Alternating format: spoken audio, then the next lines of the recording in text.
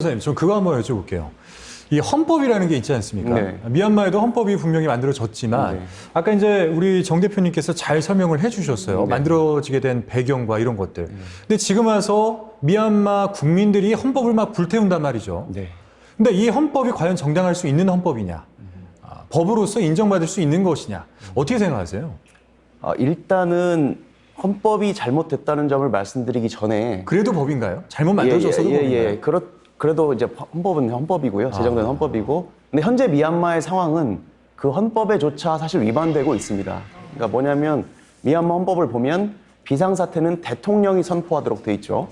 근데 지금 대통령, 그러니까 수치 쪽 사람은 가만히 있다가 가택연금이 됐고 군부 출신인 부통령이 나서서 정권을 찬탈을 하고 권한을 이양받아서 비상사태를 선포했기 때문에 현재 미얀마의 국내 상황은 미얀마 헌법도 전혀 예정하지 않은 초헌법적인 상황이다. 헌정질서 유린 행위다라고 일단은 전제하고 그걸 짚고 넘어간 다음에 그 미얀마 헌법의 문제점은 아까 정범래 대표님이 말씀 잘 해주셨습니다. 그러니까 쉽게 말하면 이제 군발이 물이 덜 빠진 헌법인 거죠. 그러니까 군부의 입김이 강하게 서려 있고 제가 헌법을 보니까 정말 특이한 게 군부라는 그 권력 기관에 대해서 별도의 챕터, 별도의 장을 두어서 규정하고 있어요. 그러니까 미얀마 헌법 4장은 입법부, 5장은 행정부, 6장은 사법부인데 7장이 군부예요. 그럼 그 군부의 대장인 총사령관은 우리나라처럼 대통령이 국군 통수권자가 아닙니다. 대통령과 별도로 존재하면서 아까 말씀하신 대로 의석수의 4분의 1도 차지하고 행정요직에 대한 인사권도 가지고 비상사태 선포하면 입법, 행정, 사법권 다 가져오고 이런 문제점을 이제 이야기를 하면서 헌법을 개정하려고 해도 말씀하신 것처럼 25%를 가지고 있는 군부가 언제든지 비토권을 행사를 해서 거부를 할 수가 있는 거고 그러다 보니까 이제 헌법 화형식도 하는 것이고요. 법 얘기가 나와서 좀 더 궁금한 사항이 있는데 일단 지금 이 헌법, 본인 나라의 헌법에 위배된 이런 쿠데타이기도 하고 그리고 굉장히 많은 시민들의 목숨을 이제 앗아가고 있는 그런 시위잖아요. 이걸 뭔가 국제법상에서 조금 도와줄 수 있는 그런 규정들은 없는지도 궁금해요. 그러니까 이제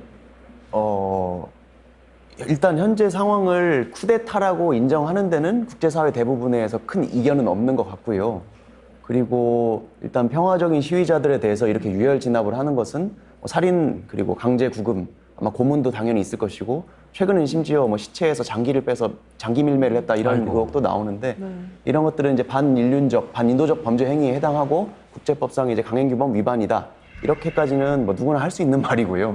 이제 그게 범죄다, 국제법 위반이다라고 규정하는 게 중요한 게 아니고 사실은 그러면 국제법을 이용해서 어떻게 개입해서 어떤 조치를 할 수 있느냐가 문제인데 이제 여기서 이제 좀 국제법에 이제 중요한 쟁점이 나오는 거죠.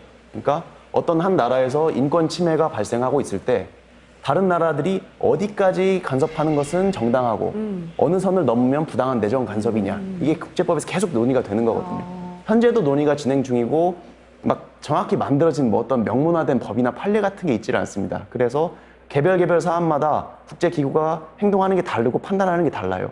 굉장히 무거운 사안 같은데 경제 제재도 잘 못하는 경우도 있고 별거 아닌 것 같은데 군사 개입도 하기도 하고 그래서 여전히 이 부분은 아직 국제법은 현재 진행형이다 이렇게 말씀드릴 수 있겠습니다. 네.